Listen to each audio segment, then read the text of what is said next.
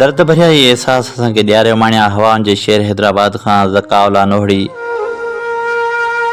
ये ख़ूबसूरत नज़म मवा जे नज़र तोखे विसारे छॾींदुसि यकीनन, तोखे विसारे छॾींदुसि यकीनन। बसि रुगो मां बर्बाद थी वठां, नाकाम थी वठां, बदनाम थी वठां, बेकार थी वठां, पोइ को मसलो नाहे तोखे विसारण। बसि रुगो मां बेज़ार थी वठां, बेहाल थी वठां, नामुराद थी वठां, तोखे हासिल करण जूं उमेदूं ख़त्म थी वठनि, ख्वाब टुटी पवनि जेके तोसां ॾिठा हा, उन मंज़िल तां भटकी पवां जंहिं ते हलण सां तूं मिलंदे, उहो रस्तो भुलिजी पवां जेको तो ॾे ईंदो आहे, पोइ ज़रूरु तोखे विसारींदुसि। सच थो चवां, तो साण राब्ता ख़त्म थियण ॾे, तुंहिंजे घर घिटीअ में अचण ते पाबंदी लॻण ॾे, तोसां ॻाल्हाइण वारी सहूलियत न रहे,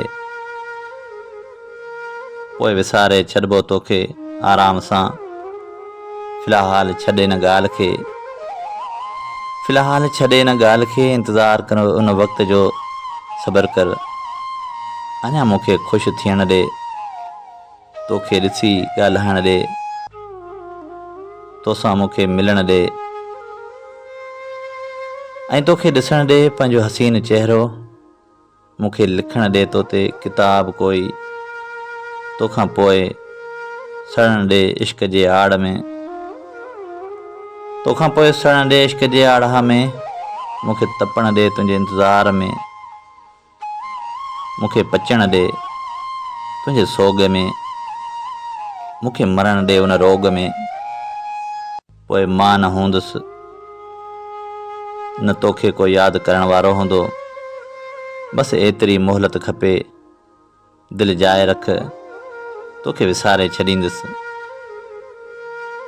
दिलि जाए रख तोखे विसारे छॾींदुसि। मरण खां पोइ, जहान छॾण खां पोइ, इहो वचन आहे तोसां, जहान फ़ानी में तोखे यादि कंदे कंदे गुज़ारे वेंदुसि, ऐं तोखे विसारण जो हसरतूं जहान फ़ानी में पूरियूं कबियूं। ख़ामोश ख़त, बेवस, हक़म अली नोहड़ी।